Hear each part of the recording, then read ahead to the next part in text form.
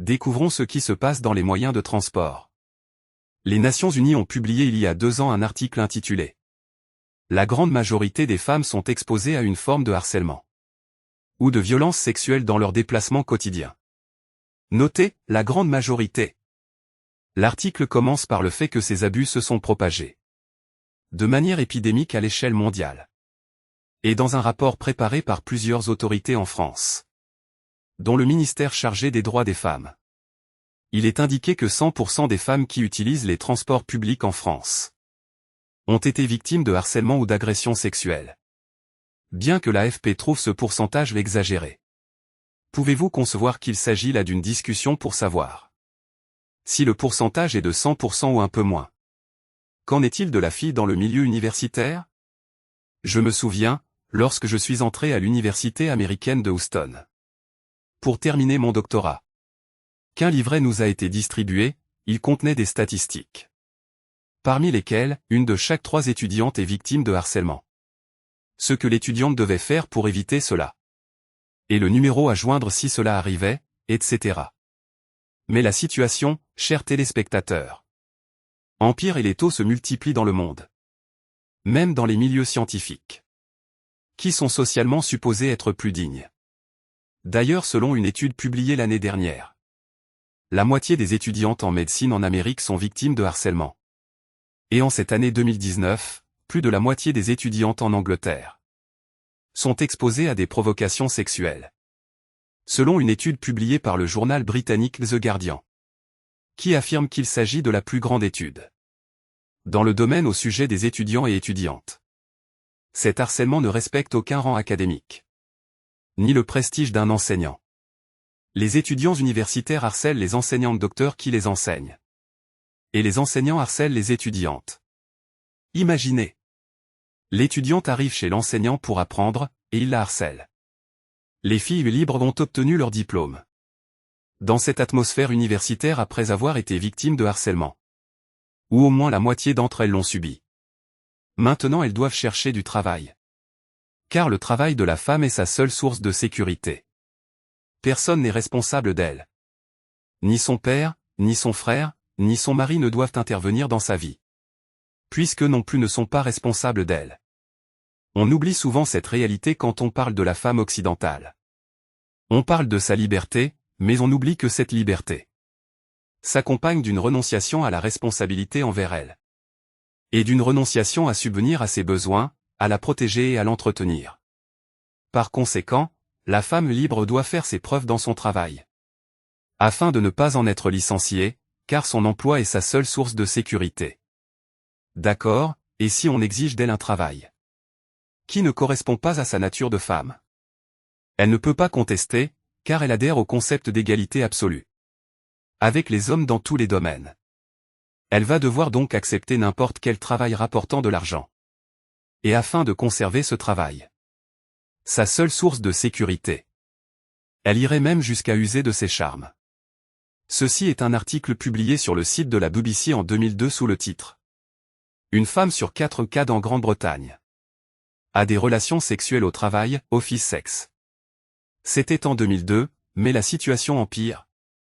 Car dans les dernières statistiques du site web britannique Saflin, qui s'emploie à aider les femmes victimes de harcèlement, il a été recensé que plus de la moitié des femmes en lieu de travail sont victimes de harcèlement. Et une partie d'entre elles sont harcelées par leur patron ou par leur supérieur hiérarchique.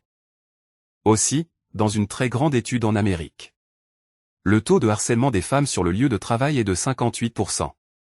Des taux de harcèlement élevés sont notés également parmi les médecins envers leurs collègues femmes, ainsi que chez le personnel infirmier reconnu plus tôt par l'aspect humanitaire du métier, comme illustré dans cette étude américaine, qui indique que plus de 70% des infirmières sont victimes de harcèlement de la part des patients et des collègues de travail. Cela est même allé jusqu'au point où l'employeur homme exige ouvertement de son employé de s'habiller de manière provocante afin de commercialiser ses marchandises. Il s'en est suivi des protestations d'un groupe de serveuses réclamant l'intervention des autorités américaines pour les libérer de l'abus d'autorité des restaurateurs qui exigent d'elles de s'habiller indécemment. Leur slogan principal lors de la manifestation était Je ne fais pas partie du menu. Autrement dit, le client est censé venir manger, non pas m'acheter. Tout cela, mes frères et sœurs, sans compter les femmes, dont le travail est de nature obscène. Car selon le magazine The Economist, il a été estimé qu'en Allemagne 400 000 prostituées servent 1 million d'hommes chaque jour. Voilà que la femme employée a été licenciée de son travail. Pour une raison quelconque. Ou parce qu'elle a choisi de sauver sa féminité en fuyant cet environnement de frénésie sexuelle. Il n'y a pas de souci à se faire car son mari, son frère, son père, ceux qui sont chargés d'elle et qui en sont responsables s'occuperont d'elle. Qui est responsable de qui? Avez-vous oublié qu'elle ne compte que sur elle-même? Qu'elle a prouvé sa parité et son indépendance en refusant à tous ces hommes de s'immiscer dans sa vie. En fait, ils l'ont abandonnée d'eux-mêmes. Quelle est alors la solution? Il y a la sécurité sociale. Mais si la sécurité sociale ne suffit pas? Ou retarde le versement? La réponse vous vient d'un article publié sur la BBC il y a un an, intitulé « Le système de sécurité sociale en Grande-Bretagne m'a forcé à me prostituer ». L'article commence par « Certaines femmes en Grande-Bretagne sont contraintes à travailler dans la prostitution en raison de l'inefficacité du système de sécurité sociale ». La BBC s'est entretenue avec 5 organisations caritatives en Angleterre et a appris qu'un nombre croissant de femmes qui dépendent du système de sécurité sociale sont obligées de faire ça. Et quand une femme travaille dans le domaine du déshonneur, elle met en activité un autre secteur parmi d'autres, dont les géants du capitalisme possèdent des parts. Le secteur des casinos et des boîtes de nuit. Le plus surprenant est que la grande majorité des femmes victimes de harcèlement et de viol à l'université, dans les moyens de transport et les milieux professionnels ne se plaignent pas aux autorités. Vous pourriez penser que cela se produit parce qu'elles l'apprécient bien. It is okay, ce n'est pas grave pour elle d'être harcelée ou violée. Elle le considère même comme un compliment à sa féminité. C'est faux. Car la grande majorité de ces femmes, après cet harcèlement ou viol, souffrent de cette humiliation. De sentiments d'humiliation, de crises de panique, panic attack. De dépression, de sentiments de honte, de mépris de soi. De désir de vengeance et même de maladies physiques. Elle pourrait même quitter ses études ou son travail à cause de ça. Selon le Bureau américain des victimes de la criminalité. Alors pourquoi elles ne se plaignent pas? Pour de nombreuses raisons, notamment la crainte des répercussions de la plainte sur son emploi. Le sentiment de honte et de disgrâce vis-à-vis de ce qui lui est arrivé. Et aussi le fait de ne pas avoir suffisamment de preuves. L'agresseur l'attaque dans un coin sombre, loin des regards. Il n'y a aucune preuve, et il échappe alors à la sanction. D'autres femmes se soumettent à l'agresseur. Parce qu'elles craignent que la situation de harcèlement passager se transforme en brutalisation et violence physique. Si elle refuse de se soumettre à sa rage sexuelle, la femme continue ainsi de subir ses conséquences dévastatrices. Un bilan dévastateur. Comme le décrit la division américaine des victimes de la criminalité. Vous pourriez dire, elle l'a cherché. Elle s'habille et agit d'une manière qui provoque les hommes. C'est ce que le département d'État des victimes de la violence considère comme l'un des mythes sur le viol des femmes. Car tout le monde y est exposé, toutes les femmes y sont exposées. Il y a des femmes qui contribuent à la provocation de l'état de frénésie sexuelle, et celles qui en paient le prix. Cette femme dévastée, qui a besoin de prise en charge psychologique, va consulter. Mais subit un harcèlement de la part du médecin. C'est ce que les femmes ont commencé à dénoncer. Dans la vague de protestations à mettre tout, le slogan lancé par les femmes pour s'encourager à élever la voix et dévoiler les agressions sexuelles auxquelles elles sont exposées. Le phénomène de harcèlement et d'exploitation sexuelle des patientes s'étend chez les thérapeutes et psychothérapeutes, qui sont censés la sauver de sa souffrance. Alors pourquoi les femmes ne se plaignent pas auprès des membres du Parlement, qui participent à la promulgation des lois et à l'établissement des sanctions? Les parlements. Selon une étude publiée par la CNN l'an dernier, le harcèlement des femmes est également courant dans les parlements européens. Où pourrait aller la femme après tout cela? Vers qui se tourner? Auprès de qui se réfugier? Dans une recherche publiée, il a été recensé que la grande majorité des femmes en Amérique ressentent de la pression pour entretenir leur beauté attractive afin de se faire apprécier. Car l'appréciation dépend avant tout de l'attirance physique. Comme le mentionne la recherche. C'est une équation difficile alors. Afin que vous vous sentiez apprécié et que l'on vous traite avec attention, vous devez être attirante. Et lorsque vous devenez attirante, vous, et les autres femmes, la société tombe dans la débauche sexuelle, on vous agresse. Et vous perdez votre estime et votre respect pour vous-même. Il est important, chers frères et sœurs, que vous sachiez que ce comportement avec une femme lorsqu'elle sort pour aller étudier, travailler, ou se soigner, et qu'un mâle se permet de la tripoter et l'humilier, comme si elle était un exutoire à ses dérapages sexuels. Que ce n'est pas le résultat de pulsions sexuelles passagères. Mais c'est plutôt la vision masculine de la femme qui est altérée et méprisante. Dès le plus jeune âge. Ne vous fiez pas aux revendications d'égalité, de respect mutuel.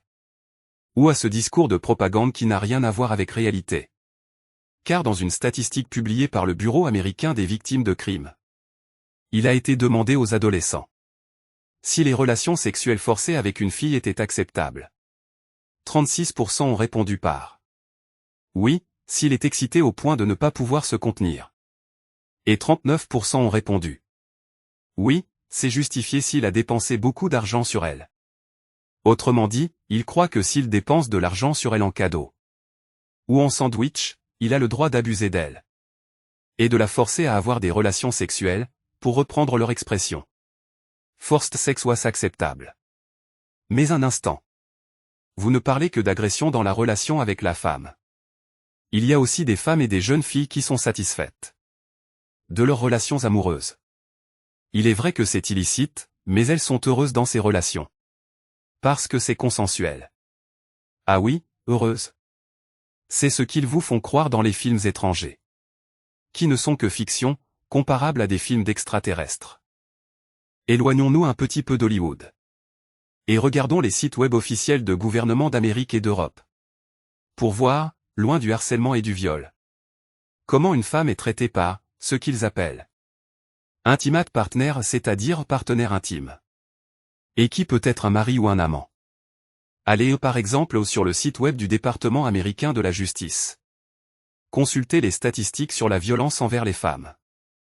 Violence against women. Et lisez sur le phénomène de battered woman syndrome. Que signifie cette expression?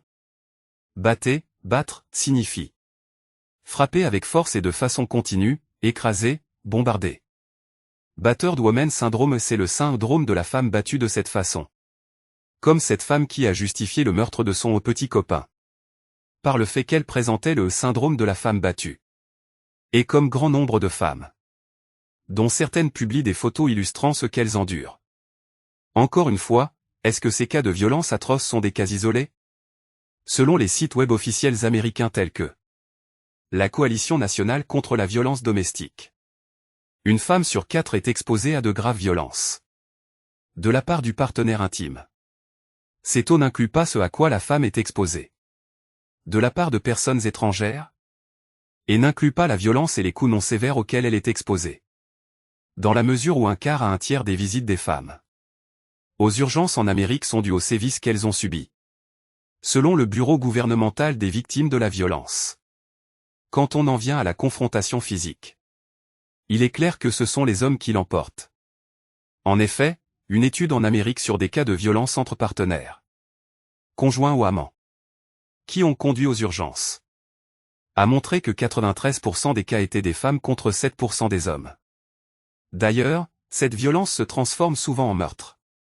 Il y a quelques jours, des manifestations se sont tenues en France pour dénoncer la violence domestique. Après le meurtre de 116 femmes au moins en 2019.